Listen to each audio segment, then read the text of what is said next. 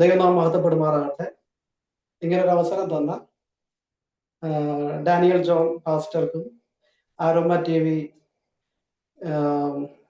മിനിസ്ട്രിക്കും നന്ദി അർപ്പിക്കുന്നു. ഞാൻ ദൈവം ധാരാളമായി അനുഗ്രഹിക്കട്ടെ എന്ന് പ്രാർത്ഥിക്കുന്നു. അപ്പൊ ഇങ്ങനൊരു സാക്ഷ്യം ഞാൻ പറയുന്നത് ഇപ്പൊ നാട്ടിലെ തകഴി എന്ന് പറയുന്ന സ്ഥലത്താണ്, ആലപ്പുഴ ജില്ലയില് ജോയിൻ ചെയ്തിരിക്കുന്നത് ഇവിടുന്ന്. അപ്പം എൻ്റെ പേര് ശ്യാംകുമാർ എന്നാണ്. ഞാൻ നാട്ടിലെ ആലപ്പുഴ. പിന്നെ വീട്ടിലെ ചാച്ചൻ, അമ്മ, പിന്നെ 2 സഹോദരിമാര്, വൈഫ്. അപ്പം ഇത്ര പേര് അടങ്ങുന്നതാണ് എൻ്റെ കുടുംബം. ഞാൻ വിദേശത്തായിരുന്നു. വിദേശത്തുനിന്ന് ഇപ്പം നാട്ടിൽ വന്നിട്ട് ഇപ്പൊ ഒരു 2 മാസമായി. അപ്പൊ തിരിച്ച് ഞാൻ വിദേശത്തോട്ട് ജോലിക്ക് പോകാൻ വേണ്ടി നിൽക്കുന്നു. അപ്പം ഞാൻ വിശ്വാസത്തിലേക്ക് ക്രിസ്തുവിനെ അറിയാൻ വേണ്ടി ഉണ്ടായ ഒരു അനുഭവ സാക്ഷ്യം പ്രിയ പ്രേക്ഷകരുമായിട്ട് പങ്കുവെക്കുവാൻ വേണ്ടി ഞാൻ ആഗ്രഹിക്കുന്നു. അപ്പം എൻ്റെ ബാല്യകാലം സ്റ്റാർട്ട് ചെയ്യുന്നത് ഈ ആലപ്പുഴ തകഴി എന്നാണ്, തകഴി പ്രദേശത്തു നിന്നാണ്. അപ്പം തകഴി പ്രദേശം എന്ന് പറയുമ്പോൾ തന്നെ കുട്ടനാടാണ്. ഒരു കാർഷിക മേഖലയായിട്ട് ഉപജീവനം നയിക്കുന്നവരാണ് കൂടുതൽ ഇവിടെ. നമ്മുടെ കാർഷിക മേഖലയാണിത്. അപ്പം എൻ്റെ ചാച്ചനും അമ്മയും കാർഷിക മേഖലയായിട്ട് ജോലി സംബന്ധമായിട്ട് ജോലി ചെയ്യുന്നവരായിരുന്നു. അപ്പം ഞങ്ങളെ ചെറുപ്പം മുതലേ വളർത്തി 3 മക്കളുണ്ട്. 3 മക്കളെ വളർത്തി വലുതാക്കി. അപ്പം ഞങ്ങളുടെ ഒരു വിശ്വാസം അല്ലെങ്കിൽ ദൈവമായിട്ടുള്ള ഒരു ബന്ധം എന്ന് പറഞ്ഞു കഴിഞ്ഞാൽ, ഞങ്ങളുടെ അമ്മയുടെ വീട്ടുകാരെന്ന് പറഞ്ഞു കഴിഞ്ഞാൽ ഹിന്ദു ബാക്ക്ഗ്രൗണ്ടും ഹിന്ദു ഒരു ട്രഡീഷണൽ ആയിട്ടൊക്കെ മുന്നോട്ട് പോകുന്നവരാണ്. ചാച്ചന്റെ ഒരു ഫാമിലി ബാക്ക്ഗ്രൗണ്ട് എന്ന് പറഞ്ഞാൽ ഒരു ക്രിസ്ത്യൻ ബാക്ക്ഗ്രൗണ്ട് ആണ്. ചാച്ചന്റെ ചേട്ടന്മാരോടെല്ലാം കത്തോലിക്ക CSI ബാക്ക്ഗ്രൗണ്ടിലെ വിശ്വാസത്തിൽ നിൽക്കുന്നവരൊക്കെയാണ് അവര്. പക്ഷെ എൻ്റെ ചാച്ചൻ എന്ന് പറഞ്ഞു കഴിഞ്ഞാൽ ഒരു വിശ്വാസത്തിലും ഇല്ല, ക്രിസ്ത്യൻ വിശ്വാസത്തിലും ഇല്ല, ഹിന്ദു വിശ്വാസത്തിലും ഇല്ല. അപ്പം എവിടെ വേണമെങ്കിലും നമുക്ക് പ്രാർത്ഥിക്കാം, എവിടെ വേണമെങ്കിലും പോവുകയെല്ലാം ചെയ്യും. ചാച്ചന് അതിനൊരു എതിർപ്പും ഇല്ല. ഇപ്പം പള്ളിയിലെ കത്തോലിക്ക പള്ളി അല്ലെങ്കിൽ അമ്പലങ്ങളിൽ എവിടെ വേണമെങ്കിലും പോവാം. ചെറുപ്പം മുതലേ എനിക്ക് എന്തിനും ഒരു ഫ്രീഡം ഉണ്ടായിരുന്നു. അപ്പം വീട്ടില് ഒരുപാട് സ്ട്രിക്റ്റ് കാര്യങ്ങളൊന്നും ഇല്ലായിരുന്നു. എൻ്റെ അടുക്ക് അങ്ങനെ നിബന്ധനകളൊന്നും വെച്ചല്ല എന്നെ വളർത്തിയത്. ചെറുപ്പത്തിലെ അടുത്തുള്ള അമ്പലങ്ങളിലൊക്കെ ഉത്സവത്തിന് രാത്രി പോവുക. അപ്പൊ ഞങ്ങൾ തിരിച്ചു വരിക. തിരിച്ചു വന്നാലും ഒരുപാട് രാത്രിയായാലും വീട്ടിൽ വഴക്കും അങ്ങനൊന്നും പറയത്തൊന്നുമില്ല അച്ഛൻ. അങ്ങനെയൊക്കെ ആയിരിക്കുന്ന സമയത്ത് പിന്നീട് ഒരു ഇതെന്ന് പറഞ്ഞു കഴിഞ്ഞാല് വീട്ടില് എനിക്ക് എന്തിനും ഫ്രീഡം എന്ന് പറഞ്ഞു കഴിഞ്ഞാൽ ഞാൻ ചോദിക്കുന്ന എല്ലാത്തിനും വീട്ടിലെ പൈസ നമുക്ക് തരും. വീട്ടിലെ ഇപ്പം ഏതെങ്കിലും ഒരു കാര്യത്തിന് ഇപ്പൊ ഇത്ര വേണമെന്ന് ചോദിച്ചു കഴിഞ്ഞാൽ ഉടനെ തരും, വീട്ടിൽ നിന്ന് പൈസ തരും. പിന്നെ ചെറുപ്പത്തിലെ സ്പോർട്സിലും കാര്യത്തിലൊക്കെ ഉള്ളത് കൊണ്ട് എവിടെ വേണമെങ്കിലും സ്പോർട്സിന് പോകാനും അതിനും കാര്യത്തിനെല്ലാം വീട്ടിൽ സപ്പോർട്ടായിരുന്നു. കുഞ്ഞിലെ സൈക്കിളൊക്കെ അന്ന് വേണമെന്നൊക്കെ പറഞ്ഞു. അന്നത്തെ കാലത്ത് സ്കൂളിലൊക്കെ പോകുന്ന സമയത്ത് അധികം പേർക്ക് സൈക്കിളില്ല. പക്ഷെ നന്നേ ചെറുപ്പത്തിൽ തന്നെ ആ ഒരു കാലഘട്ടത്തിലെ സൈക്കിള്, മൊബൈലൊക്കെ കുറച്ചും കൂടെ വലുതായി കഴിഞ്ഞപ്പോൾ ഒരു 8ാം ക്ലാസ് ഒക്കെ ആയി കഴിഞ്ഞപ്പോൾ ആ സമയത്ത് ഒരു ഹച്ച് കണക്ഷനൊക്കെ ഉള്ള ഫോണൊക്കെ എടുത്തു തന്നു. അങ്ങനെ പൈസ ഇപ്പൊ ചോദിച്ചാലും നമുക്കെല്ലാം ലാവിഷാ പൈസ വീട്ടിൽ നിന്ന് തരുന്നതല്ല. പിന്നെ ഈ കൃഷിയും കാര്യങ്ങളൊക്കെ വീട്ടിൽ കുറച്ചുള്ളത് കൊണ്ട് ഈ കൃഷിയുടെ കണക്കും കാര്യങ്ങളും അതിന്റെ PRC എഴുതിയിട്ട് അവിടെ ഓഫീസിൽ കൊണ്ടു കൊടുക്കുന്നതും പിന്നീട് അതിന്റെ ഫണ്ട് പൈസ 1 മാസം കഴിഞ്ഞ് വരും. കൃഷി കൊടുത്ത് നെല്ല് കൊടുത്തതിന്റെ പൈസയൊക്കെ നമുക്ക് വരും, 1 മാസം കഴിഞ്ഞ് വരും. പിന്നെ അതെല്ലാം പോയി എടുത്താലും ഞാനാണത് എല്ലാം കൈകാര്യം ചെയ്യുന്നത് വീട്ടില്. അന്ന് ഈ UPI പേയ്മെന്റ് ഒന്നും ഇല്ല. ഒന്നില്ലെങ്കിൽ ATM അല്ല ബാങ്കിൽ പോയി എടുക്കണം. അത് ഒരു ചെറിയ പ്രായത്തിലെ ഒരു 8ലും 9ലൊക്കെ പഠിക്കുന്ന സമയത്ത് എല്ലാം ചെയ്യുന്നതും വീട്ടിൽ കൊണ്ട് പൈസ ഏൽപ്പിക്കുക. എനിക്കുള്ളത് ആവശ്യത്തിന് എടുക്കാം പൈസയെന്ന്. അപ്പൊ അങ്ങനെയൊക്കെ ഒരു ഇതുണ്ടായിരുന്നു. പൈസയ്ക്ക് വീട്ടിൽ എനിക്ക് ബുദ്ധിമുട്ടുണ്ടായിട്ടില്ല. പിന്നീട് ഇവര് മാതാപിതാക്കൾ അറിയാതെ ഞാൻ ഏതെങ്കിലും ഒരു തൊഴിലിന് പോവുക, കാറ്ററിങ്, പിന്നെ കാർഷിക മേഖലയായിട്ട് ബന്ധപ്പെട്ട ഒരു ജോലിക്കായിട്ട് പോവെങ്കിലും അച്ഛൻ വീട്ടിൽ നമ്മയോട് വഴക്ക് പറയും, എന്തിനാ അവനെ ജോലിക്ക് വിട്ടത്. പക്ഷെ ഞാൻ എന്റെ ചെറുപ്പത്തിൽ ഞാൻ ജോലിക്ക് പോവായിരുന്നു. എന്നാലും എന്റെ വിടത്തില്ല. അവൻ പഠിക്കേണ്ട പ്രായത്തിൽ അവൻ ജോലിക്ക് പോകേണ്ട കാര്യമില്ലല്ലോ, അവൻ എല്ലാ കാര്യം ചെയ്തു കൊടുക്കുന്നതാണ്, അതെല്ലാം അങ്ങനെ പറയുമായിരുന്നു. അങ്ങനെ ഒരു രീതിയിലൊക്കെ ഒരു ബുദ്ധിമുട്ടില്ലാതൊക്കെ പോകുന്ന പ്രായത്തില്ല. അപ്പം ആ സമയത്ത് എനിക്ക് ദൈവം എന്നുള്ള ഒരു ചിന്തയല്ല, ദൈവത്തെ വിളിക്കേണ്ട ഒരു സാഹചര്യം ജീവിതത്തിൽ വന്നിട്ടില്ല.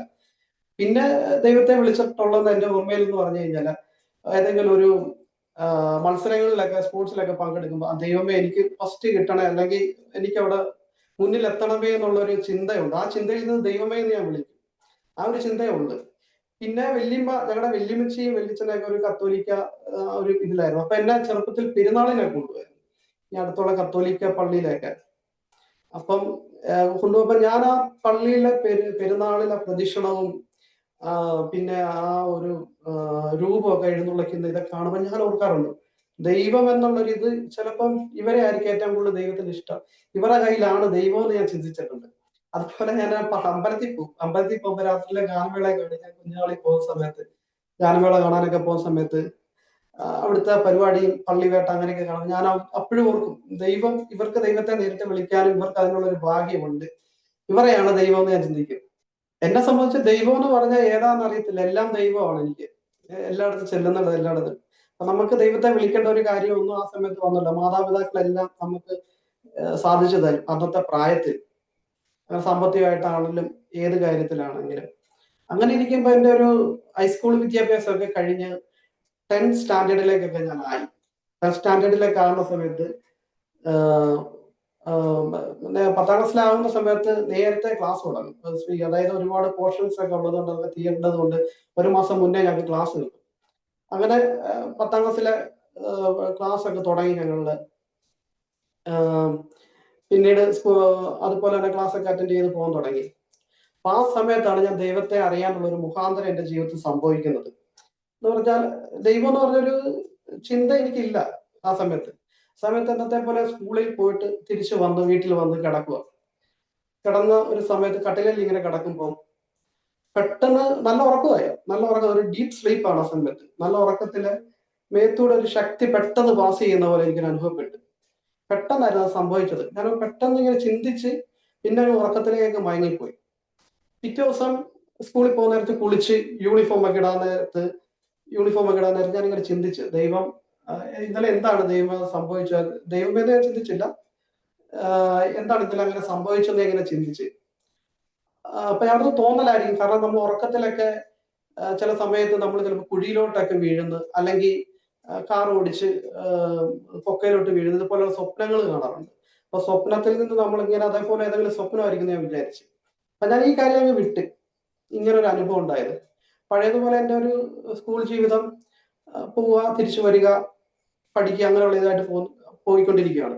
ഒരു 2 ആഴ്ചയും കൂടെ കഴിഞ്ഞു കഴിഞ്ഞപ്പോൾ വീണ്ടും ഇതുപോലെ ഞാൻ രാത്രി കിടക്കുമ്പം എൻ്റെ മേത്ത് ഇതേപോലെ തന്നെ ഒരു ശക്തി പെട്ടെന്ന് പാസ് ചെയ്തു. അത് ഇപ്പൊ പാസ് ചെയ്തെന്ന് പറഞ്ഞു കഴിഞ്ഞാൽ ഈ രണ്ടാമത് വന്ന ഒരു അനുഭവം എന്ന് പറഞ്ഞാൽ കുറച്ചു നേരം നിന്ന് എൻ്റെ മേലെ ശരീരത്തിൽ ആ ഒരു ശക്തിയുടെ ഒരു ചലനം. അപ്പൊ ഞാൻ അറിയാതെ ഞാൻ യേശുവിനെ വിളിക്കുന്നത്. യേശുവിനെ വിളിച്ച് പെട്ടെന്ന് ഞാൻ ഉറക്കത്തിലേക്കൊക്കെ പോയി. അപ്പൊ ഞാൻ പിന്നെ രാവിലെ എഴുന്നേറ്റ് കഴിഞ്ഞപ്പോ ഞാൻ ഓർത്ത്, ഇന്നലെ ഉണ്ടായിട്ട് ഞാൻ യേശുവിനാണല്ലോ വിളിച്ചത്, ഞാൻ യേശുവിനാണ് വിളിച്ചത്, എന്തുകൊണ്ട് അങ്ങനെ വിളിച്ചത് ഞാനിങ്ങനെ ഓർത്ത്. പിന്നെ അത് കഴിഞ്ഞപ്പോ എനിക്ക് പള്ളിയിൽ പോകണമെന്നൊരു ആഗ്രഹം തോന്നി. പള്ളിയിൽ പോകണമെന്ന് ആഗ്രഹം തോന്നിയത് അതുവരെയുള്ള എൻ്റെ മനസ്സിലെ പള്ളി എന്ന് പറഞ്ഞ ചിന്ത ഈ പാരമ്പര്യ ക്രിസ്ത്യൻ ചർച്ചുകൾ അങ്ങനെയൊക്കെ ഉള്ളതാണ്. പക്ഷെ എനിക്ക് ആഗ്രഹം തോന്നിയെന്ന് പറഞ്ഞാൽ അത് അടുത്തറിയാത്തൊരു ചർച്ച, ദൂരം നിന്ന് കണ്ടിട്ടുള്ള ഒരു ചർച്ച എന്ന് പറഞ്ഞു കഴിഞ്ഞാൽ ഈ പെന്തക്കോസ്റ്റ് ചർച്ച്, ഈ അകത്ത് നിന്ന് പ്രാർത്ഥിക്കുകയും വെള്ളയൊക്കെ ഇട്ടോട്ട് നിൽക്കുന്ന ഒരു ചർച്ചാണ് എൻ്റെ മനസ്സിൽ. അപ്പം അവിടെ പോഴേ കൊള്ളാം, എൻ്റെ മനസ്സിലൊരു ഒരു ഒരു ഭയങ്കരമായിട്ടുള്ള ഒരു ആഗ്രഹം തോന്നി. ഞാനപ്പം ഞാൻ ഇത് പറയുന്നത്. ഫസ്റ്റ് ഞാൻ ചെന്നിട്ട് അമ്മയോട് പറഞ്ഞു, അമ്മ എനിക്ക് പള്ളിയിൽ പോയാൽ കൊള്ളാന്ന് എൻ്റെ മനസ്സിലൊരു ആഗ്രഹം തോന്നി. അപ്പം ഞാൻ പോയിക്കോട്ടെ എന്ന് ചോദിച്ചു. അപ്പൊ അമ്മ അടുക്കളയിൽ ഒരു മുറത്തിൽ കുറച്ച് വെജിറ്റബിൾ ഒക്കെ അരിഞ്ഞുകൊണ്ടിരിക്കുക. അപ്പോഴാണ് ഞാൻ അമ്മയോട് ഞാൻ ഇത് പറയുന്നത്. അമ്മ പറഞ്ഞെങ്കിൽ ശരി, നീ പള്ളിയിൽ പോയിക്കോ, നല്ല കാര്യമല്ലേ എന്ന് ചോദിച്ചു. ഓക്കെ, ഞാൻ ശരി സംഭവിച്ചു, ഞാൻ പോകുന്നത് എനിക്കൊരു സന്തോഷമായി. അപ്പൊ അങ്ങനെ ആയിരുന്നപ്പോൾ നമ്മുടെ ഒരു ചേട്ടനുണ്ട് സന്തോഷം എന്ന് പറഞ്ഞു. അടുത്ത് ഒരാള് ഇങ്ങനെ ഒരു പെന്തക്കോസ്റ്റ് ചർച്ചിൽ പോകുന്ന ഒരാളാണ്. അപ്പൊ ഞാൻ അദ്ദേഹത്തോട് ചെന്ന് ചോദിച്ച്, ഇന്നപോലെ ഞാനും ചർച്ചിൽ വന്നോട്ടെ, എനിക്കും ചർച്ചിൽ വരാൻ വേണ്ടി ഒരു ആഗ്രഹം മനസ്സിൽ വരുവാന്ന് പറഞ്ഞു. അപ്പൊ ആള് പറഞ്ഞ അതിന്റെ നീ വന്നോളാൻ പറഞ്ഞു. അപ്പൊ ഞങ്ങളുടെ ഈ തകഴി ദേശത്ത് നിന്ന് അധികം ഈ പെന്തക്കോസ്റ്റ് ചർച്ച് ഇത്ര നല്ല രീതിയിലുള്ള ഒരു ഇല്ല അന്ന്. അപ്പം ആലപ്പുഴയിലാണ് അദ്ദേഹം പോകുന്നത്. ആലപ്പുഴ ഒരു കേരള കൗമുദി പ്രസിന്റെ ഓപ്പോസിറ്റ് ഉള്ള ഒരു ചർച്ച് ഉണ്ട് അവിടെ, തിരുവമ്പാടി. അതായത് ഈ ന്യൂ ഇന്ത്യയുടെ അണ്ടറിലുള്ള പ്രൈസ് ചാപ്പൽ എന്ന് പറഞ്ഞ ഒരു ചർച്ച്. ഇത് 2007 ഈ സംഭവം. അവിടാണ് ഞാൻ പോകുന്നത് ഫസ്റ്റ്. അദ്ദേഹമായിട്ട് ഞാൻ രാവിലെ പോയി ചർച്ചിൽ പോയി. അവിടെ ചെന്ന് ആരാധനയൊക്കെ കൂടി കഴിഞ്ഞപ്പോൾ എനിക്ക് നല്ലതെന്ന് തോന്നി. ആ ഒരു മനസ്സിനൊക്കെ ഒരു സന്തോഷം തോന്നി. ഇത്ര നാളും ലഭിക്കാത്ത ഒരു അനുഭവം, മനസ്സിനൊരു സന്തോഷം എനിക്ക് തോന്നി ദൈവോധനയൊക്കെ കേട്ട് കഴിഞ്ഞപ്പോൾ. പിന്നീട് എനിക്ക് കണ്ടിന്യൂ ആയിട്ട് പോകണമെന്ന് തോന്നി, ചർച്ചിൽ പ്രയർ അറ്റൻഡ് ചെയ്യണമെന്ന് തോന്നി. ഞാൻ അങ്ങനെ പോകാൻ തുടങ്ങി. അങ്ങനെ എല്ലാ ഞായറാഴ്ചയും വീട്ടിൽ നിന്ന് പൈസ തരും. കുറച്ച് ദൂരെയാണ്, ഞങ്ങളുടെ തകഴിയിൽ നിന്ന് ആലപ്പുഴ വരെ പോകണം. അപ്പോൾ ബസ് കയറി പോകണം. അപ്പൊ സൈക്കിളെ ചവിട്ടി തകഴി കൊണ്ട് സൈക്കിൾ വെച്ച് അവിടുന്ന് ബസ് കയറി ആലപ്പുഴ ചർച്ചിൽ പോകും. ആലപ്പുഴ ചർച്ചിൽ പോയി അങ്ങനെ ഒരു ഇതായി. പിന്നെ ഒരു 2-3 മാസം കഴിഞ്ഞപ്പോഴാണ് എന്നെ ഈ വിശ്വാസ ജീവിതത്തിൽ നിലനിർത്തുന്ന രീതിയിലുള്ള ഒരു ദൈവിക ഇടപെടൽ ഉണ്ടായത്. ഞാൻ ആ കട്ടിലയിൽ ഇങ്ങനെ കിടക്കുക. കട്ടിലയിൽ ഇങ്ങനെ കിടക്കുമ്പോൾ നല്ല ഉറക്കമായി കഴിഞ്ഞപ്പോൾ ഒരു മൂന്നാമത്തെ ദൈവികമായിട്ടുള്ള ഇടപെടൽ എൻ്റെ ലൈഫില്. നല്ല രീതിയിൽ ഞാൻ നല്ല ഉറക്കത്തിലായിരുന്ന സമയത്ത് പെട്ടെന്നൊരു ഇടിമുഴക്കം പോലത്തെ ഒരു ശബ്ദം. ഇടിമുഴക്കം എന്ന് പറഞ്ഞു കഴിഞ്ഞാൽ നമ്മുടെ ഈ പെരയുടെ അകത്തൊക്കെ വന്ന് ഇടിവെട്ടും. അപ്പൊ നമ്മൾ ഈ പതറിപ്പോവും ഈ ശബ്ദം കേട്ട്. അതിനെക്കാട്ടും ഭയാനകമായിട്ടുള്ള ശബ്ദം അത്. നമുക്ക് വാക്കുകൾ കൊണ്ട് വർണ്ണിക്കാനോ അതിന്റെ ആ തീവ്രത നമുക്ക് അളക്കാനോ പറ്റത്തില്ല. അത്രയ്ക്ക് ഭയാനകമായിട്ടുള്ള ശബ്ദം അത്. ആ ശബ്ദം വന്നിട്ട് എന്നോട് വന്ന് സംസാരിച്ചു, നീ നന്മ ചെയ്യുക, പാപം ചെയ്യരുത്, നിങ്ങളിലൂടെ അനേകം നന്മ എനിക്ക് ചെയ്യാനുണ്ട്. അപ്പൊ ഞാൻ ഈ ശബ്ദം കേട്ട് ഞാനങ്ങ് വിറച്ച് കൊഞ്ചു വളയുന്നത് പോലെ കട്ടിലേക്ക് കടന്നങ്ങ് വളഞ്ഞ്. അപ്പൊ എന്റെ മനസ്സിലൊരു ഒരു ഫീലിംഗ് എന്ന് പറഞ്ഞു കഴിഞ്ഞാൽ, ഇത് ദൈവമേ ഒരു ബഹുമാനമാണ്, ഇത് വലിയൊരു ബഹുമാനം, ഭയം, ഭക്തി, ബഹുമാനമാണ്. ഇതിനൊന്നും ഒരു യോഗ്യനല്ലല്ലോ എന്നുള്ളൊരു തോന്നലും ഈ ശബ്ദം കേട്ട് ഞാൻ കട്ടിലേക്ക് കിടന്നിങ്ങനെ വളഞ്ഞിങ്ങനെ വന്നു ഈ ശബ്ദം കേട്ട്. അപ്പൊ ഇത് ശരീരം അപ്പൊ നല്ലോണം കൊണ്ട് വിറയ്ക്കുവാണ് ഈ ശബ്ദം കേൾക്കുമ്പോൾ. ഈ ഒരു ഇത് എന്നോടുള്ള ആലോചന ദൈവം നേരിട്ട് സംസാരിച്ചത് കേട്ടിട്ട് എനിക്ക് തിരിച്ചൊന്നും പറയാൻ പറ്റുന്നില്ല. ഞാൻ ശരിക്കും സറണ്ടർ ആയിപ്പോയി ആ സമയത്ത്. ആ ഒരു ശക്തിക്ക് മുന്നിൽ നമ്മൾ സറണ്ടർ ആയി. ഇങ്ങനെ ഒരു അനുഭവം ഉണ്ടായി കഴിഞ്ഞപ്പം ഞാൻ മനസ്സിൽ തന്നെ വെച്ച്, ഞാൻ പിന്നെ അധികം ഇതാരോടും ഞാൻ ഒന്നും പറഞ്ഞില്ല. ഞാൻ പിന്നെ കുറച്ച് നാളായാലും അമ്മയോട് പറഞ്ഞു, പിന്നെ സഹോദരിയോടും പറഞ്ഞു, പിന്നെ അന്നത്തെ ദൈവദാസനോട് ഞാനിത് പറഞ്ഞു ഷെയർ ചെയ്ത്. അപ്പം ദൈവത്തിന്റെ ഒരു നമ്മളോടുള്ള ഒരു വാക്തത്വമാണ്, ദൈവം കണ്ടിരിക്കുന്നുള്ള ഒരു ഉറപ്പ്. അതായത് നമ്മുടെ ഈ പാറമേൽ അടിസ്ഥാനം ഇട്ടതുപോലുള്ള ഒരു വിശ്വാസത്തിലുള്ള ഉറപ്പ് എനിക്ക് കിട്ടി ഈ ഒരു കാര്യത്തിൽ ദൈവം നമ്മളോട് പെട്ടത് കൊണ്ട്. അങ്ങനെ ജീവിതം നല്ല രീതിക്ക് പോകുന്ന സമയം 10ലാണ്. അത് 10ാം ക്ലാസ്സിലെ നല്ല രീതിയിൽ ക്ലാസ്സും ഒക്കെ അറ്റൻഡ് ചെയ്ത് പോവാണ്. പിന്നെ ഒരു ജീവിതത്തിലൊരു അനുഭവം എന്ന് പറയാൻ, എനിക്ക് ദൈവത്തിൽ നിന്ന് കിട്ടിയ ഒരു ഗിഫ്റ്റ്, എനിക്ക് എന്റെ കൂടെ പഠിച്ചവരോട് എനിക്ക് സുവിശേഷം പറയാൻ പറ്റി അന്ന്. അത് തന്നെയുള്ള സാഹചര്യം എന്ന് പറഞ്ഞാൽ ഞങ്ങൾക്ക് മലയാളം 2 മലയാളം ഉണ്ട് പഠിക്കാൻ. അതായത് മലയാളം സെക്കൻഡ് പാത്തുമ്മയുടെ ആടെന്ന് പറഞ്ഞൊരു വൈക്കം മുഹമ്മദ് ബഷീറിന്റെ ഒരു കഥയാണ്. പിന്നെ മലയാളം ഫസ്റ്റിന്റെ അകത്ത് മഗ്ദല മറിയത്തിന്റെ ഒരു ബൈബിളിനെ ആസ്പദമാക്കിയുള്ള ഒരു വള്ളത്തോളം എഴുതിയൊരു കവിതയുണ്ട്. അപ്പൊ ആ കവിത ടീച്ചർ പഠിപ്പിച്ചു വന്നപ്പോ ആ ഒരു പാഠഭാഗമായി മഗ്ദല മറിയത്തിന്റെ. അപ്പം ടീച്ചറിന് അത് പഠിപ്പിക്കുവാണ്. ആ ടീച്ചറിന്റെ പേര് ഞാൻ പറഞ്ഞു, ശ്രീലക്ഷ്മി എന്ന് പറഞ്ഞൊരു ടീച്ചറാണ്, നമ്പലപ്പുഴ ഭാഗത്തുനിന്ന് വരുന്ന ഒരു ടീച്ചറാണത്. അപ്പം ടീച്ചർ ഇങ്ങനെ പഠിപ്പിച്ച് വന്നപ്പോ ടീച്ചർ സംസാരിച്ചപ്പോ മോർണിംഗ് ക്ലാസ് ആണ് ഞങ്ങൾക്ക്. രാവിലെ ക്ലാസ് വെച്ച് 10 മണിക്ക് മുന്നേ ക്ലാസ് വെച്ച് മോർണിംഗ് ക്ലാസ് ആണ്. അപ്പൊ ടീച്ചർ പറയുന്നു പറഞ്ഞു കഴിഞ്ഞാൽ കൃഷ്ണനും ക്രിസ്തുവും ഒന്നാണ്. അപ്പൊ ടീച്ചറിന്റെ അറിവിൽ നിന്ന് ടീച്ചർ സംസാരിക്കുകയാണ്. അതായത് ക്രിസ്തു ജനിച്ചപ്പോഴും അവിടെ ഹേരോദാവ് അവിടെ കുഞ്ഞുങ്ങളെ കൊന്ന്, അതുപോലെ തന്നെ കൃഷ്ണൻ ജനിച്ചപ്പോഴും കംസൻ അവിടെ കുട്ടികളെ കൊന്നു, കൃഷ്ണന്റെ അമ്മാവനായിട്ടുള്ള. അപ്പൊ ടീച്ചർ രണ്ടുപേരും സൗമ്യതയുടെ ആൾരൂപങ്ങളാണ് രണ്ടുപേരും. അങ്ങനെ ഒന്നിച്ച രീതിയിലുള്ള സംഭവം. അപ്പൊ എനിക്കപ്പോ മനസ്സിലൊരു തോന്നണം, അപ്പൊ ടീച്ചർ ഈ പറഞ്ഞതില് ടീച്ചറിന് ആ അറിവില്ലായ്മ അല്ലെങ്കിൽ തെറ്റ് ഒന്ന് തിരുത്തി കൊടുക്കണം. അപ്പൊ തിരുത്തി കൊടുക്കാന്ന് പറഞ്ഞ ടീച്ചർ പഠിപ്പിച്ചുകൊണ്ടിരിക്കുമ്പോൾ നമ്മൾ എഴുന്നേറ്റ് എന്ന് പറയുക എന്ന് പറഞ്ഞാൽ അതൊരു തെറ്റാണ്. കാരണം നമ്മുടെ അധ്യാപികയാണത്. അത്രയും കുട്ടികളുടെ മുന്നിൽ നമ്മൾ എഴുന്നേറ്റ് എന്ന് അത് ഇങ്ങനെ പറഞ്ഞു കഴിഞ്ഞാൽ ടീച്ചറിന് അതൊരു ഷെയിമാകും. അപ്പൊ ഞാൻ ക്ലാസ് എല്ലാം കഴിഞ്ഞ് ടീച്ചർ ഓഫീസ് റൂമിലോട്ട് ബുക്കും ഒരു വടിയും ഉണ്ട്, അതും എടുത്തോട്ട് ഇങ്ങനെ പോകുന്ന സമയത്ത് ഞാൻ പുറകെ ടീച്ചറിന്റെ അടുത്ത് ചെന്നോ, ടീച്ചറോട് എന്ന് പറഞ്ഞു, ടീച്ചറെ ഇന്ന പോലെ ടീച്ചർ ഇപ്പൊ പറഞ്ഞതിൽ ഒരു ചെറിയ തെറ്റുണ്ടെന്ന് പറഞ്ഞു. അപ്പൊ എന്നോട് ഞാൻ ശ്യാമയെന്ന് ചോദിച്ചത്. ഞാൻ പറയാം, ടീച്ചറെ കൃഷ്ണൻ ഭൂമിയിലേക്ക് വന്നു, ഓക്കെ, ഞാനത് അതിന്റെ കാര്യം ഞാൻ വിശദീകരിക്കുന്നത്. ക്രിസ്തു ഭൂമിയിലേക്ക് വന്നത് കേവലം ഒരു ലൗകിക സുഖത്തിന് വേണ്ടിയല്ല. താൻ ജനിച്ച് കന്യകയിലൂടെ ജനിച്ച് ജീവിച്ച് മരിച്ച് അടക്കപ്പെട്ടു ഉയർത്തെഴുന്നേറ്റ് മരിച്ചത് തന്റെ രക്തത്തിലൂടെ മാനവരാശിക്ക് പാപമോചനത്തിന് വേണ്ടിയാന്ന് പറയുന്നത്. അതായത് പാവിയെ വീണ്ടെടുത്ത് പാപത്തെ അവരിൽ നിന്ന് അകറ്റുന്നതാണ് ക്രിസ്തുവിന്റെ രക്തത്തിലൂടെ. അതാണ് ക്രിസ്തുവിന്റെ ദൗത്യം എന്ന് ഞാൻ പറഞ്ഞു. ടീച്ചറിന് ഒരു പക്ഷെ അത് വലിയൊരു കാര്യമായിരിക്കും ഞാനത് പറഞ്ഞപ്പോ ടീച്ചറിനോട്. ടീച്ചർ നേരെ ഓഫീസ് റൂമിലോട്ട് പോയി. ഓഫീസ് റൂമിലോട്ട് പോയിട്ട് തിരിച്ച് ക്ലാസ്സിലോട്ട് വന്ന്. അടുത്ത ക്ലാസ് ടീച്ചറിന്റെ തന്നെയാണ്, മലയാളം ക്ലാസ് തന്നെ. അപ്പൊ ടീച്ചർ ഫസ്റ്റ് അറ്റൻഡൻസ് എടുത്തിട്ട് വിളിക്കുന്നത് തന്നെയാണ്, ശ്യാമ ഇങ്ങോട്ട് വരാൻ പറഞ്ഞു. ഞാൻ ടീച്ചറിന്റെ അടുത്തോട്ട് ചെന്ന് ടീച്ചർ അത് ഇവിടെ നിൽക്കാൻ പറഞ്ഞു, ഡെസ്കിന്റെ അവിടെ. ടീച്ചർ ഇരിക്കുന്നതിന്റെ അവിടുത്തെ ഡെസ്ക് ഉണ്ട്, ശ്യാം ഇവിടെ നിൽക്കാൻ പറഞ്ഞു. എന്നിട്ട് ശ്യാം യേശുവിനെ പറ്റി പറയാൻ പറഞ്ഞു, അറിയാവുന്നത്. ടീച്ചർ എന്നിട്ട് ഏറ്റവും പുറകെ പോയിരുന്നു.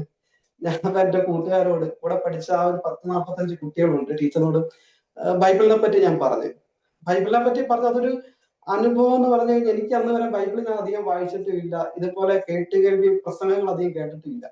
എന്റെ നാവിനെ ദൈവം ബലപ്പെടുത്തി. 2 പീരീഡ് എനിക്ക് എന്റെ കൂട്ടുകാരോട് എനിക്ക് ദൈവവചനം പറയാൻ പറ്റി. ഞാനപ്പം ഉൽപ്പത്തി തൊട്ട് വെളിപ്പാട് വരെ ഓടിച്ചൊന്ന് പെട്ടെന്ന് പറഞ്ഞു. അതിൽ പറഞ്ഞൊരു കണ്ടന്റ് ആ സമയത്ത് എന്ന് പറഞ്ഞു കഴിഞ്ഞാൽ, പഴയ നിയമത്തിലെ നോഹ പെട്ടകം ഉണ്ടാക്കി. പെട്ടകം ഉണ്ടാക്കിയപ്പോൾ അനേകരോട് നോഹ പറഞ്ഞിരുന്നു വലിയൊരു പ്രളയം വരുന്നുണ്ട്, വലിയൊരു ആപത്ത് വരുന്നുണ്ട്, ഇതിലേക്ക് എല്ലാവരും കയറി. അപ്പൊ ആരും കയറിയില്ല അന്നത്തെ കാലത്ത്. പിന്നീട് നോഹ പറഞ്ഞതുപോലെ തന്നെ പ്രളയം വന്ന് അനേകരെ നശിച്ച്. ഈ പുതിയ നിയമകാലത്ത് ക്രിസ്തുവാകുന്ന പെട്ടകത്തിലേക്ക് അനേകർ കയറാൻ വേണ്ടി ഇന്ന് ഉദ്ഘോഷിക്കുന്നു. പക്ഷെ അനേകര് ക്രിസ്തുവിനെ അംഗീകരിക്കുന്നില്ല. ഇത് ക്രിസ്തുവിനെ കണ്ടവര് തന്നെ ക്രിസ്തുവിനെ ഇട്ടേച്ച് പോകുന്നു. ഈ വരാൻ പോകുന്ന കാലഘട്ടത്തിലെ ഈ ഒരു വലിയൊരു അനർത്ഥത്തിൽ നിന്ന് രക്ഷ ക്രിസ്തുവാണ്. പഴയ നിയമത്തിലെ പെട്ടകം ക്രിസ്തുവാണെന്നുള്ള രീതിയിൽ ഞാൻ പെട്ടെന്ന് പറഞ്ഞ് 2 പീരീഡ് പറഞ്ഞ് കുട്ടികളെല്ലാം അതിങ്ങനെ കേട്ടിരുന്നു, അന്നത്തെ കൂട്ടുകാര്. അപ്പൊ അതെന്റെ ഒരു ലൈഫിൽ ദൈവം തന്നൊരു വലിയ ഗിഫ്റ്റ് ആണ്. അപ്പൊ അത് കഴിഞ്ഞ് 10ാം ക്ലാസ് കഴിഞ്ഞ് +2 പഠിക്കാൻ പോയി. +2 കഴിഞ്ഞപ്പോ എനിക്കൊരു എനിക്ക് അന്നത്തെ കാലത്ത് ഞാൻ അത്യാവശ്യം പുസ്തകം, ഈ ജനറൽ നോളജും കാര്യങ്ങളൊക്കെ വായിക്കും. അപ്പൊ എനിക്ക് മനസ്സിലായി, ഈ സമൂഹത്തിൽ നമ്മൾ ജീവിക്കണമെങ്കിൽ കുറച്ച് കാര്യങ്ങൾ സ്വായത്തമായിരിക്കണം. സമൂഹത്തിൽ ജീവിക്കണം. ഒന്ന് നമുക്ക് പണം, അല്ലെങ്കിൽ കുറച്ച് ഒരു പൊളിറ്റിക്കൽ ആയിട്ടുള്ള ഒരു അധികാരം, അല്ലെങ്കിൽ ഒരു ഔദ്യോഗിക തലത്തിലുള്ള ഗവൺമെന്റ് തലത്തിലുള്ള ഒരു അധികാരം, നോളജ്, ഇതിലെ ഏതെങ്കിലും ഒന്ന് നമ്മൾ സ്വായത്തമാക്കിയില്ലെങ്കിൽ നമുക്ക് മുന്നോട്ട് പോകാൻ പറ്റില്ല ഇന്നത്തെ ഒരു കാലഘട്ടത്തിൽ. അപ്പൊ ഞാൻ കരുതിയിട്ട് ഗവൺമെന്റ് ജോലി ഒക്കെ വാങ്ങാനാണ് എന്റെ വീട്ടിലെ മാതാപിതാക്കൾക്കൊക്കെ താല്പര്യം. എനിക്ക് താല്പര്യം ഗൾഫിലോട്ട് പോകാനാണ്. ഞാനിപ്പം ഒരു കോഴ്സ് പഠിച്ച് ഇപ്പൊ 2013 ഞാൻ കോഴ്സ് കഴിഞ്ഞ് അപ്പൊ തന്നെ ഞാൻ ഖത്തറിലോട്ടാണ് ജോലിക്ക് പോകുന്നത്. ഖത്തറിൽ റാസ്ലഫാൻ എന്ന് പറയും. റാസ്ലഫാൻ QP, ഖത്തർ പെട്രോളിയത്തിന്റെ ഗ്യാസിന്റെ ഏരിയയാണ്. അപ്പൊ അവിടെ ഞാൻ ജോലിക്ക് കയറി. ഒരു ഷിപ്പ് യാർഡാണ് അവിടുത്തെ, LNG ഒക്കെ കൊണ്ടുപോകുന്ന ഷിപ്പ് യാർഡാണ്, LNG ഷിപ്പിന്റെ ഒക്കെ. അവിടെ ജോലിക്ക് കയറി. അവിടെ ജോലിക്ക് കയറി കഴിഞ്ഞപ്പം പിന്നീട് അവിടുത്തെ ക്ലൈമറ്റും പിന്നീട് ഗ്യാസിന്റെ ഒരു ഇതും ഒക്കെ ആയി കഴിഞ്ഞപ്പോൾ എനിക്ക് ജോലിയിൽ നിൽക്കാൻ പറ്റാത്ത ഒരു അവസ്ഥയൊക്കെ, ഈ ശ്വാസം മുട്ടലിന്റെ അസുഖങ്ങൾ വരാൻ ചെറുപ്പത്തിലെ ഉണ്ടായിരുന്നത് പോലെ പിന്നെ അവിടെ നിന്ന് പിന്നീടും വരാൻ തുടങ്ങി. ഇങ്ങനെ അനുഭവങ്ങൾ, ഇങ്ങനെ അസുഖങ്ങൾ വരാൻ തുടങ്ങി. പിടിച്ച് ഞാൻ അവിടെ നിന്ന് 2 വർഷത്തോളം ഞാൻ അവിടെ നിന്ന്. പിന്നീട് അവിടെ നിൽക്കാൻ പറ്റാത്ത ഒരു അവസ്ഥ വന്നപ്പോൾ ഞാൻ പിന്നെ അവിടെ നിന്ന് ജോലി നിർത്തി നാട്ടിൽ വന്നിട്ട് ഞാൻ കുറച്ചും കൂടെ ഒരു ബെറ്റർ ആയിട്ടൊരു കാര്യത്തിലൂടെ നമ്മുടെ ലൈഫിനെ ഫോക്കസ് ചെയ്ത് പോകാന്നുള്ള ഒരു താല്പര്യത്തിൽ കുറച്ച് പൈസയൊക്കെ ഞാൻ എടുത്ത് കുറച്ച് കാര്യങ്ങൾ ചെയ്തു. പക്ഷെ അതെല്ലാം നമ്മുടെ കയ്യിൽ നിന്ന് കൈമോശം വന്നുപോയി. കുറെ പൈസ നഷ്ടമായി, കുറച്ചേറെ പൈസ നഷ്ടമായി, ലക്ഷങ്ങൾ നഷ്ടമായി. ആകെ ചെറിയൊരു ഡൗൺ ആയി ഞാൻ. അപ്പൊ ഞാൻ ഓർത്ത്, എന്തുകൊണ്ട് എനിക്ക് ഇതുപോലെ ദൈവത്തെ അറിഞ്ഞ് ദൈവശബ്ദം കേട്ടിട്ടും വിശ്വാസത്തിൽ വന്നിട്ട് ഇതുപോലെ അസുഖങ്ങൾ വരുന്നത്, അല്ലെങ്കിൽ പൈസകൾ നഷ്ടപ്പെട്ട് ലൈഫ് ഒരു മുന്നോട്ട് പോകണമെന്ന് എനിക്ക് ആഗ്രഹമുണ്ട്. നല്ല രീതിയിൽ കുറെ ഇൻകം സേവ് ചെയ്യണമെന്ന് ആഗ്രഹമുണ്ട്. പക്ഷെ അത് നടക്കുന്നില്ല. അപ്പോഴും ഞാൻ കുറച്ച് ഡൗൺ ആയിരിക്കുന്ന സമയത്തൊക്കെ എനിക്ക് അപ്പോൾ ഓർമ്മയിൽ വരുന്നത് യോസഫിന്റെ ഇതാണ്. യോസഫിന് ദൈവം വലിയൊരു ദർശനം കൊടുത്തിട്ട് പെട്ടെന്ന് വരുന്നെന്ന് പറഞ്ഞ ഉടനെ തന്നെ അവൻ ഒരു രാജപദവിയിലേക്ക് മാറ്റപ്പെടുകയല്ല ചെയ്തത്. ദർശനം കിട്ടി അടുത്ത തവണ അവന് കിട്ടുന്ന പറഞ്ഞു കഴിഞ്ഞാല് അവന് പൊട്ടക്കിണറാണ് കിട്ടുന്നത്. പൊട്ടക്കിണർ. പിന്നെ ഫോർത്തിഫവറിന്റെ ഭവനത്തിലെ അവന് അവിടെ അവിടുന്ന് കിട്ടുന്ന അവസ്ഥ, പിന്നീട് അവൻ അവിടുന്ന് ജയിലിലാക്കപ്പെടുന്നു. അങ്ങനെ പല കഷ്ടതകളിലൂടെ അവൻ മാറ്റപ്പെട്ട് കടന്നുപോയി. എന്നിട്ടാണ് ലാസ്റ്റ് ദൈവം കൊടുത്ത ദർശനത്തിലേക്ക് അവൻ എത്തുന്നത്. ഇതിങ്ങനെയുള്ള കുറെ കാര്യങ്ങളൊക്കെ എനിക്ക് മനസ്സിലായി. ഞാൻ ഉള്ളിൽ ഇതെല്ലാം ഞാൻ ഓർത്ത് മുന്നോട്ട് പോകാൻ തുടങ്ങി. വിശ്വാസത്തിൽ ഞാൻ പോയില്ല, വിശ്വാസത്തിൽ ഉറച്ചു തന്നെ നിന്ന്. അതിന്റെ സമയത്ത് തന്നെ എനിക്ക് പല ആക്സിഡന്റുകളും ഉണ്ടാകാൻ തുടങ്ങി. 1 2 ഒരു 5 ആക്സിഡന്റുകളൊക്കെ അടുത്തുണ്ടായി. 5 ആക്സിഡന്റുകൾ കുറച്ച് നാൾക്ക് ശേഷം അങ്ങനെ പല തവണയായിട്ട്. അപ്പം ഇങ്ങനെ ഉണ്ടാകുമ്പോഴും ഞങ്ങൾക്ക് ഒരു ചെറിയൊരു വിഷം വരും. എന്തുകൊണ്ട് എനിക്ക് ഇങ്ങനെ സംഭവിച്ചു എന്നുള്ളൊരു തോന്നൽ വരും. പക്ഷെ ഇതൊന്നും എന്നെ തകർക്കാൻ പറ്റിയില്ല. ഇങ്ങനെയുള്ള ആക്സിഡന്റുകളും കാര്യങ്ങളൊന്നും എന്നെ തകർക്കാൻ പറ്റിയില്ല. കാരണം ദൈവത്തിന് വേണ്ടി ഞാൻ നിൽക്കും, ജീവിക്കും എന്നുള്ളൊരു വലിയൊരു തീരുമാനത്തിൽ തന്നെ ഞാൻ ഉറച്ചു നിന്നു. അപ്പൊ അത് കഴിഞ്ഞിട്ട് ഞാൻ പിന്നീട് ഒമാനിലേക്കാണ് ജോലിക്ക് പോകുന്നത്. ഒമാനിലെ ജോലിക്ക് ചെന്ന് കഴിഞ്ഞ് ഒമാനിലെ അവിടെ നല്ലൊരു കമ്പനി ജോലിക്ക് കയറി. സാലറി എല്ലാം കറക്റ്റ് ആയിട്ടാണ് കിട്ടുന്നത്. ഒക്കെ ദൈവത്തിന്റെ പള്ളി നമുക്ക് വെള്ളിയാഴ്ച ദിവസങ്ങളിലൊക്കെ പ്രാർത്ഥനയ്ക്ക് പോകും. സമയം കിട്ടുന്ന ദിവസങ്ങളിലൊക്കെ പ്രാർത്ഥനയ്ക്കും കാര്യത്തിനൊക്കെ പോകും. അങ്ങനെ പോയി കണ്ടിന്യൂ ആയിട്ടൊക്കെ പോയി തുടങ്ങി. പിന്നീട് ഒരു ദിവസം പല ദിവസങ്ങളിൽ ഇങ്ങനെ പോയി ഒക്കെ തുടങ്ങുമ്പോൾ ഞങ്ങളുടെ റൂമിലെ ഞാൻ ഒഴിച്ച് എല്ലാവരും എന്ന് പറഞ്ഞാൽ ഈ പാരമ്പര്യ ക്രിസ്ത്യാനികളെന്ന് പറയപ്പെടുന്നവരാണ്. ക്രിസ്ത്യാനികളെന്ന് പറയപ്പെടുന്നവരാണ് അവര്. അപ്പൊ അവർക്ക് ഞാൻ പള്ളിയിൽ പോകുന്നു അല്ലെങ്കിൽ മദ്യപിക്കുന്നില്ല. അപ്പൊ അവരെ സംബന്ധിച്ച് അങ്ങനെയൊക്കെ ഉള്ള ഒരു കുറച്ച് ഇതുണ്ട്. അപ്പൊ എന്നെ കൊണ്ടൊന്ന് മദ്യപിക്കണം അവർക്ക്. എന്നോട് ചോദിക്കാനുണ്ട്, എടാ നീ മദ്യപിക്കാത്ത തന്നെ, നീ ഞങ്ങളും പള്ളിയിൽ പോകുന്നവരൊക്കെയാണ്, നീ മദ്യപിക്കാത്ത തന്നെ. അവിടെ അത് ഓരോരുത്തർ ഇഷ്ടമല്ലേ, ഇതൊക്കെ ഓരോരുത്തരുടെ പേഴ്സണൽ കാര്യമാണ്. ഓരോരുത്തർ മദ്യപിക്കണോ അല്ലെങ്കിൽ മദ്യപിക്കാതിരിക്കണോ എന്നൊക്കെ അതൊക്കെ ഓരോരുത്തരുടെ പേഴ്സണലാണ്. അപ്പൊ ഞാൻ മദ്യപിക്കേണ്ടെന്നാണ് ഞാൻ തീരുമാനം എടുത്തത്. പക്ഷെ അവർക്ക് ഒരു വാശി പോലെ അത് കഴിഞ്ഞപ്പോ എന്നെ കൊണ്ട് മദ്യപിക്കണം റൂമിലുള്ള. അപ്പൊ ഞാൻ ഒഴിച്ച് 4 പേരുണ്ട് അവര്. അത് 2 പേരാണ് ഇതുപോലുള്ള ഒരു തീരുമാനത്തിൽ വരുന്നത്, നമുക്കൊരു എതിർപ്പായിട്ട് നിൽക്കുന്നതാണ്. അപ്പൊ അവരോട് നല്ല രീതിയിൽ ഞാൻ പോണം. കാരണം നമ്മുടെ ഒരു വിദേശത്ത് നമ്മൾ നിൽക്കുമ്പോൾ നമ്മുടെ ഒരു ഫാമിലി എന്ന് പറഞ്ഞാൽ നമ്മുടെ റൂമിലുള്ളവർ.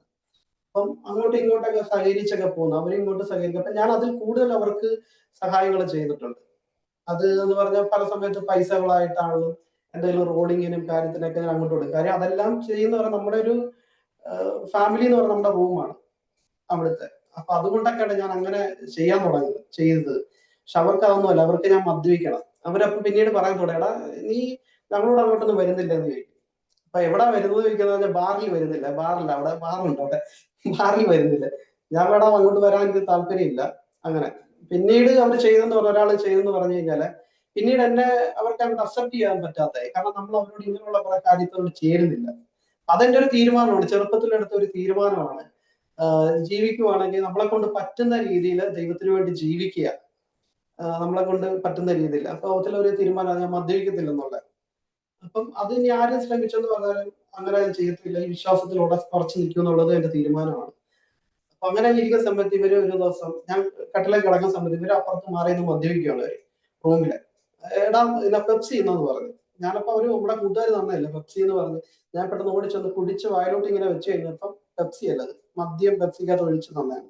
ഞാൻ പെട്ടെന്ന് തന്നെ അത് തുപ്പിക്കളഞ്ഞ ഗ്ലാസ് അവിടെ വെച്ച്. അപ്പം എന്റെ സ്ഥാനത്ത് ഞാൻ രക്ഷിക്കപ്പെടാത്ത ഒരാളായിരുന്നെങ്കിൽ ചിലപ്പോൾ അവിടെ വേറെ എന്തെങ്കിലും രീതിയിലൊക്കെ സംഭവിച്ചാണ്. ഞാൻ പക്ഷെ ക്ഷമയോടെ ഞാൻ അതവിടെ വെച്ചൊന്നും പറഞ്ഞില്ല. അങ്ങനെ കഴിഞ്ഞിട്ട് പിന്നീട് പല രീതിയിലുള്ള നമുക്ക് എതിർപ്പുകൾ അവരുടെ ഭാഗത്ത് തരാൻ തുടങ്ങി. കാരണം ഈ അസുഖങ്ങൾ എനിക്ക് ചില സമയത്ത് വരും. ഈ ശ്വാസം മുട്ടൽ അസുഖങ്ങൾ വരുമ്പോൾ ഒരു തണുപ്പ് കൂട്ടി, എ സിയുടെ തണുപ്പ് കൂട്ടിയിടുക. എന്നിട്ട് അവസരം ഒരാള് പറയും ഇന്നവരെ നിന്നെ ഇവിടുന്ന് റൂമിൽ നിന്ന് മാറ്റും എന്നുള്ള രീതിയിൽ വേറെ മെസ്സാളിലൊക്കെ ചെന്ന് സംസാരിക്കും. അപ്പൊ അവരെന്നിട്ട് എന്റെ അടുത്ത് വന്നിട്ട് പറയണം നീ അവിടെ നിന്ന് മാറാന്ന് പറയും. ഞാൻ പറയണ മാറാനെന്ന് ആലോചിക്കട്ടെ എന്ന് പറഞ്ഞു. ഞാനപ്പൊ ഒന്ന് ചിന്തിച്ച് അപ്പൊ ഞാൻ എന്തിനാ മാറുന്നത്, ഇവിടെ കമ്പനി പ്രൊവൈഡ് ചെയ്യുന്നതാണ് അവിടുത്തെ കാര്യങ്ങളെല്ലാം, ഫുഡും അക്കോമഡേഷനും കാര്യങ്ങളും. അപ്പൊ നമ്മൾ അവിടെ തന്നെ നിൽക്കുക എന്നുള്ളത്. അപ്പൊ ഞാനൊക്കെ ഇവിടെ തന്നെ നിൽക്കുക, ഞാൻ ആരുടെ ഒരു ഇതിലല്ല നിൽക്കുന്നത്, അവിടെ തന്നെ ഞാൻ നിന്നു. അവിടെ നിന്നുകൊണ്ട് ഞാൻ അങ്ങനെ പോകാൻ തുടങ്ങി. പിന്നീട് പല രീതിയിലുള്ള നമുക്കെതിരെ പല രീതിയിലുള്ള നമ്മളെ പല രീതിയിൽ നമ്മളെ എന്തുവാണ് തകർക്കുന്ന രീതിയിലുള്ള അവരുടെ ഭാഗത്തുനിന്ന് പല എതിർപ്പുകളും കാര്യങ്ങളൊക്കെ വരാൻ തുടങ്ങി. ഞാൻ പെട്ടെന്ന് പൊട്ടിത്തെറിക്കുകയോ സംസാരിക്കുകയും ചെയ്യുമെങ്കിലും പെട്ടെന്ന് നമ്മൾ ദൈവത്തെ അറിഞ്ഞവരാണ് അല്ലെങ്കിൽ അങ്ങനെ ഒരു ഇതാണ്, ഞാൻ പെട്ടെന്ന് അവിടെ ഒരു സമീപനം പാലിക്കും. പക്ഷെ അവര് ഏതെങ്കിലും രീതിയിൽ നമുക്ക് നേരെ ഈ ടോർച്ചറിങ് കൂടി വരാൻ തുടങ്ങി. ഈ പല രീതിയിലുണ്ട്, ഒരുപാടുണ്ട് നമ്മൾക്ക് നേരെ ചെയ്തത്. അതിപ്പം പറഞ്ഞു കഴിഞ്ഞാൽ നമ്മുടെ ഇന്ത്യൻ ഒരു ഭരണഘടനയുടെ ഒരു ഇതിലെ ഒഫൻസിന്റെ ഒരു ഇതിൽ പറയുകയാണെങ്കിൽ ജാമ്യം നോൺ വൈലബിൾ ആയിട്ടുള്ള കേസ് വരെ ഉണ്ട്. അതിന് ഒരാൾ നമുക്കെതിരെ ചെയ്തെന്ന് പറഞ്ഞു കഴിഞ്ഞാൽ ഞാൻ എന്നിട്ട് അവിടെ നിന്ന് എന്നെ ഒരാൾ റൂമിൽ നിന്ന് അവിടെ നിന്ന് മാറ്റുമെന്ന് പറഞ്ഞു. അവൻ എന്നിട്ട് ഞാൻ ആരോടും ഒരു ദൈവത്തെ കുറിച്ച് ഞാൻ അവരോട് അങ്ങനെ ദേഷ്യമൊന്നും കാണിക്കാൻ തുടങ്ങി. പക്ഷെ ഇങ്ങനെ ഒരു ചെറിയൊരു ഡിസ്റ്റൻസ് വെച്ച് അത് കഴിഞ്ഞപ്പോ എന്നെ റൂമിൽ നിന്ന് മാറ്റുമെന്ന് പറഞ്ഞ ഒരാള് അവൻ അവിടെ ജോലിക്കായിട്ട് വന്നു കഴിഞ്ഞ് നല്ല രീതിയിൽ ഒക്കെ മുന്നോട്ട് പോകുന്ന സമയത്ത് അവൻ പിന്നെ വർക്കിലൊക്കെ ഉഴപ്പാൻ തുടങ്ങിയപ്പോ അവനെ പബ്ലിക്കായിട്ട് അവിടുത്തെ ഹെഡ് അവനെ ഇത് ചെയ്ത് താക്കീത് ചെയ്ത്. അത് മോർണിംഗിലെ മീറ്റിംഗിലായിരുന്നു ജോലി സമയത്ത് ഈ ചെയ്ത്. അപ്പൊ അവൻ അത് വലിയ ഷെയിമായി. പിന്നെ എല്ലാരും കാണുക അവനെ എങ്ങനെ ഒരു ഹെഡ് വന്നിട്ട് ഇത് ചെയ്ത് കഴിഞ്ഞപ്പം താക്കീത് ചെയ്ത് കഴിഞ്ഞപ്പോൾ അവന്റെ വർക്കിനെ പറ്റി കാര്യം അത് അവന് വലിയ വിഷമമായിട്ട് അവനെ എന്റെ അടുത്ത് വന്നു പറയാം ഇതുപോലെ എന്നെ പറഞ്ഞു എല്ലാവരും ഗ്രൂപ്പിലേക്ക് അതെനിക്ക് വലിയ ഇതായി. അപ്പൊ അത് കേട്ടപ്പോ എനിക്കൊരു വിഷമം തോന്നി. പക്ഷെ എനിക്കെതിരെ നിന്നവനാണ്. അത് കഴിഞ്ഞപ്പോ അവൻ അവിടെ നിൽക്കാൻ പറ്റാത്ത ഒരു അവസ്ഥ വന്നു. പിന്നെ ആള് അവിടുന്ന് ജോലി നിർത്തിപ്പോയി. ജോലി നിർത്തി കഴിഞ്ഞപ്പം ഞാൻ പിന്നെ റൂം മാറിയേക്കാന്ന് പറഞ്ഞിട്ട് അവിടുന്ന് വേറെ റൂമിലോട്ട് മാറി നിന്ന്. പിന്നെ ആ സമയത്ത് പിന്നെ അവിടെ പിന്നെ വലിയ കുഴപ്പവും കാര്യങ്ങളൊന്നും ഇല്ല. നല്ല രീതിയിൽ മുന്നോട്ട് പോവുകയൊക്കെ ചെയ്യാം. പ്രാർത്ഥനയ്ക്ക് പോകുന്നതിനൊന്നും എതിർപ്പ് ഒന്നും അങ്ങനെ റൂമിലല്ല. ഓരോരുത്തർ അവരവരുടെ ഇഷ്ടത്തിനായിട്ട് മുന്നോട്ട് പോകുന്നവരാണ് ആ റൂമിലെ. അങ്ങനെ എങ്കിലും ഈ പല പ്രശ്നങ്ങളിലൊക്കെ ഞാൻ അഭിമുഖീകരിക്കേണ്ടി വന്നപ്പോൾ ഞാൻ കുറച്ചൊന്ന് ഡൗൺ ആയി വിശ്വാസത്തില് ഡൗൺ ആയി എന്ന് പറഞ്ഞാൽ ദൈവമായിട്ടുള്ള ഒരു ബന്ധം ഞാൻ വിട്ടില്ല. പക്ഷെ പള്ളിയിൽ പോകാനൊക്കെ ഒന്ന് കുറച്ച് മടിച്ച് ഇടയ്ക്കൊക്കെ വല്ലപ്പോഴും പോകാൻ തുടങ്ങി. പിന്നീട് ആ സമയത്ത് മാരേജ് ഒക്കെ ആയി കഴിഞ്ഞപ്പം ഞാനൊരു ദൈവദാസന്റെ മോളെ കെട്ടിയത്. അപ്പം മാരേജ് ആയി. പിന്നീട് മാരേജ് എല്ലാം കഴിഞ്ഞു കഴിഞ്ഞപ്പം ആള് എന്റെ വൈഫ് എന്ന് പറഞ്ഞാൽ നല്ല പ്രാർത്ഥിക്കും ആള്. അപ്പൊ ആള് നല്ലോണം പ്രാർത്ഥിക്കുകയും പല സമയങ്ങളിലൊക്കെ ഇരുന്ന് പ്രാർത്ഥിക്കുകയും ചെയ്തപ്പോ ഞാൻ ഒരു പിന്മാറ്റം പോലല്ല, ദൈവമായിട്ടുള്ള ബന്ധം കളഞ്ഞില്ല. ഒരു ചെറുതായിട്ടൊന്ന് ഡൗൺ ആയിട്ടിരുന്ന സമയത്ത് ആള് കുറച്ച് നമുക്ക് സപ്പോർട്ടിങ് ആയിരുന്നു ലൈഫില്. അങ്ങനെ പിന്നീട് ദൈവത്തോട് കൂടുതലും അടുക്കാനും അങ്ങനെ പ്രാർത്ഥനയും കാര്യങ്ങളൊക്കെ ആയിട്ട് മുന്നോട്ട് പോകാനൊക്കെ ഒരുപാട് ഇതായി. അങ്ങനെ പിന്നീട് അവിടുത്തെ ജോലി നിർത്തിയായിരുന്നു. ഞാൻ അവിടെ ജോലി നിർത്തിയിട്ട് പിന്നെ വേറെ സ്ഥലത്ത് പോയി. അപ്പൊ അങ്ങനെ ദൈവമായിട്ട് നല്ല രീതിയിൽ ഞാൻ മുന്നോട്ട് പോകുന്നു, നല്ല ഈ കാര്യത്തിലൊക്കെ. ഞാനപ്പോ ഈ കാര്യം പറഞ്ഞെന്താന്ന് വെച്ചാൽ ദൈവം നമ്മളെ കണ്ടിട്ടുണ്ട്, വിളിച്ചിട്ടുണ്ടെങ്കിൽ ദൈവം നമ്മുടെ മുന്നിൽ ചില പ്രതികൂലങ്ങൾ വരുമ്പോൾ നമ്മൾ പുറകോട്ട് പോകുന്നത് നമ്മുടെ ലൈഫിലെ വലിയൊരു നഷ്ടം തന്നെയാണ്. നമ്മൾ ദൈവം തന്നിരിക്കുന്ന വാഗ്ദത്തം അല്ലെങ്കിൽ ദൈവം ചെയ്ത് നമ്മളോട് ചെയ്തിരിക്കുന്ന വാഗ്ദത്തത്തിനെ മുറുകെ പിടിക്കുക. നമ്മൾ ദൈവത്തെ, ഈ സത്യദൈവത്തെ നമ്മൾ അറിഞ്ഞ് അതിനുവേണ്ടി നമ്മൾ ജീവിത അവസാനം വരെ നമ്മൾ നിൽക്കുക. ഏതൊരു സാഹചര്യം നമുക്ക് പല പ്രലോഭനങ്ങളോ പല ഇതുണ്ട്, നമ്മൾ അവരുടെ കൂടെ കൂടുകയല്ല, നമ്മൾ നമ്മുടെ വിശ്വാസത്തിന് വേണ്ടി നമ്മളെടുത്ത തീരുമാനത്തിന് വേണ്ടി നിൽക്കുക. നമ്മൾ അങ്ങനെ വിശ്വാസത്തിന് വേണ്ടി നിൽക്കുക. പിന്നീട് ഇതുപോലുള്ള വിഷയങ്ങളും എല്ലാം അസുഖങ്ങളൊക്കെ കുറെ കുറഞ്ഞ് പ്രാർത്ഥന കാര്യങ്ങളൊക്കെ ആയിട്ട് മുന്നോട്ട് പോയി. അസുഖങ്ങളൊക്കെ കുറച്ച് കുറഞ്ഞ് നല്ല രീതിയിൽ അങ്ങനെ പോയി ജീവിതത്തിലെ. ഇതാണ് ഇപ്പൊ ലൈഫിലെ എൻ്റെ ഒരു അനുഭവം എന്ന് പറയുന്നത്. അപ്പം ദൈവം തന്നൊരു വാഗ്ദത്തം, അത് നമുക്ക് ഈ ഭൂമിയിൽ ദൈവം നമുക്ക് ഓരോ വാഗ്ദത്തം തന്നിട്ടുണ്ട്. അത് ദൈവം നമ്മൾ മരിക്കുന്നതിന് മുമ്പ് നമ്മളോട് ചെയ്യുമെന്ന് പറഞ്ഞ കാര്യം ചെയ്യും ദൈവം. എപ്പോഴും നമ്മുടെ ഒരു ലക്ഷ്യം എന്ന് പറഞ്ഞു കഴിഞ്ഞാല് നിത്യതയാണ്. നിത്യത അതാണ് നമ്മുടെ ശരിക്കുള്ള വാഗ്ദത്തം എന്ന് പറഞ്ഞാൽ നമ്മൾ അതിനുവേണ്ടി നമ്മൾ എയിം ചെയ്യുക. അതിനുവേണ്ടിയുള്ള എയിം ചെയ്യുന്ന സമയത്ത് നമ്മൾ ഇതുപോലുള്ള ഭൂമിയിലുള്ള പല കാര്യങ്ങളും ചിലപ്പം ത്യജിക്കേണ്ടി വരും. ചില സമയത്ത് എല്ലാവരും ചിലപ്പം ഒറ്റപ്പെടുത്തും, പല രീതിയിലൊക്കെ വരും. പക്ഷെ അത് ആ സമയത്തേക്ക് മാത്രമാണ്. പിന്നത്തേതിൽ നമ്മളെല്ലാവർക്കും നമ്മൾ വേണ്ടപ്പെട്ടവരാകും. യോസഫിനെ പോലുള്ള ഒരു അനുഭവം നമ്മുടെ ജീവിതത്തിൽ ദൈവം തരും. അപ്പം ഇത് കേൾക്കുന്ന വിശ്വാസത്തിലുള്ളവരായാലും ഈ ദൈവത്തെ നിങ്ങൾ അറിഞ്ഞിട്ടുണ്ടെങ്കിൽ ദൈവം സത്യമായിട്ട് നിങ്ങൾ ഇപ്പോഴത്തെ ഉള്ളൊരു പ്രതികൂലങ്ങളും സാഹചര്യങ്ങളും എല്ലാം മാറ്റി നിങ്ങളെ യഥാർത്ഥമായിട്ടുള്ള ഒരു രക്ഷയിലേക്ക്, അല്ലെങ്കിൽ നിങ്ങളുടെ ആത്മീയമായിട്ടും ഭൗതികമായിട്ടുള്ള ഒരു അനുഗ്രഹത്തിലേക്ക് ദൈവം നിങ്ങളെ നടത്തും. ഇപ്പോൾ ഉള്ള അല്ലെങ്കിൽ കഷ്ടതകളും പ്രയാസങ്ങളും ഒന്നും ഒന്നുമല്ല. അതൊരു ടൈമിലേക്ക് മാത്രമുള്ളതാണ്. നമ്മളെ വിളിച്ചവൻ വിശ്വസ്തനാണ്. നമ്മൾ അന്ത്യത്തോളം വഴി നടത്താൻ ശക്തനാണ് അവൻ. അപ്പൊ വിശ്വാസത്തിൽ ഉറച്ചു നിൽക്കുക. ഈ കേട്ട എന്റെ ഈ സാക്ഷ്യം ഓരോരുത്തരുടെ ജീവിതത്തിൽ പരിവർത്തിക്കാൻ കാരണമാകട്ടെ എന്ന് ഞാൻ പ്രാർത്ഥിക്കാം. ദൈവം എല്ലാവരും സഹായിക്കുമാറാകട്ടെ എന്ന് ഞാൻ പ്രാർത്ഥിക്കുന്നു. പരിശുദ്ധനായ ഞങ്ങളുടെ സ്വർഗ്ഗ നല്ല പിതാവേ, ദൈവം ഈ സമയത്തിനായി അങ്ങയെ ദൈവം സ്തുതിക്കുന്ന കർത്താവേ, അടിയന്റെ ദൈവം ഈ അനുഭവം ദൈവം പറയുവാനും ദൈവം അത് കേൾക്കുവാനും അനേകർക്ക് വിടുതലാക്കുവാനും അനേകർക്കും ദൈവമേ അവരോടും ദൈവം വ്യക്തിപരമായി ദൈവം ഇടപെടുമാറാകണമേ എന്ന് പ്രാർത്ഥിക്കുന്നു കർത്താവേ. സ്തോത്രം ദൈവമേ, അവിടുന്ന് അനുഗ്രഹിക്കുമാറാകണമേ എന്ന് പ്രാർത്ഥിക്കുന്നു. അവരുടെ ആയിരിക്കുന്ന സാഹചര്യത്തിൽ നിന്നെല്ലാം വിടുവിക്കണമേ എന്ന് പ്രാർത്ഥിക്കുന്നു കർത്താവേ. ദൈവം അനുഗ്രഹിക്കുമാറാകണമേ എന്ന് പ്രാർത്ഥിക്കുന്നു കർത്താവേ. ക്രിസ്തുവിനായിട്ട് ദൈവം ജീവിതാന്ത്യം വരെയും ദൈവമേ കർത്താവെ അവർക്ക് ജീവിക്കുവാനുള്ള കൃപ നൽകുമാറാകണമേ എന്ന് പ്രാർത്ഥിക്കുന്നു കർത്താവ്. ഈ ലോക ജീവിതത്തോട് അനുരൂപരാകാതെ കർത്താവെ വിശ്വസ്തയോടെ ജീവിക്കുവാൻ ദൈവം അവരെ ദൈവമേ ശക്തിപ്പെടുത്തുമാറാകണമേ എന്ന് പ്രാർത്ഥിക്കുന്നു കർത്താവേ. സ്തോത്രം കർത്താവേ. ഇങ്ങനൊരു അനുഭവം ദൈവമേ സകല മനുഷ്യരിലും ദൈവം അങ്ങ് നൽകണമേ എന്ന്, പരിശുദ്ധാത്മാവിനെ നൽകണമേ എന്ന് പ്രാർത്ഥിക്കുന്നു കർത്താവേ. സ്തോത്രം കർത്താവേ. ഈ മിനിസ്ട്രിക്കായി പ്രാർത്ഥിക്കുന്നു, ദൈവം അനുഗ്രഹിക്കണമേ എന്ന് പ്രാർത്ഥിക്കുന്നു കർത്താവേ. അനേകർക്ക് വിശ്വാസത്തിൽ ജ്വലിക്കുവാൻ ഈ സാക്ഷ്യങ്ങൾ ഇടവരുത്തുമാറാകണമേ എന്ന് പ്രാർത്ഥിക്കുന്നു കർത്താവേ. സ്വർഗീയ പിതാവ്, പ്രാർത്ഥന കേട്ടതിനായി നന്ദി, യേശു ക്രിസ്തുവിന്റെ നാമത്തിൽ തന്നെ. Aromamary.com-ല് നല്ലൊരു വരനെ കണ്ടു. നമുക്കൊന്ന് നോക്കിയാലോ?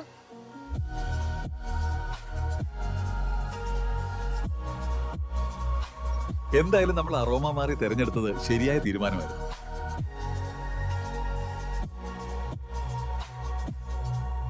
Aromamary.com വെബ്സൈറ്റ് ആൻഡ് മൊബൈൽ ആപ്ലിക്കേഷനിലൂടെ ജീവിത പങ്കാളിയെ കണ്ടെത്തും. രജിസ്ട്രേഷൻ തികച്ചും സൗജന്യം.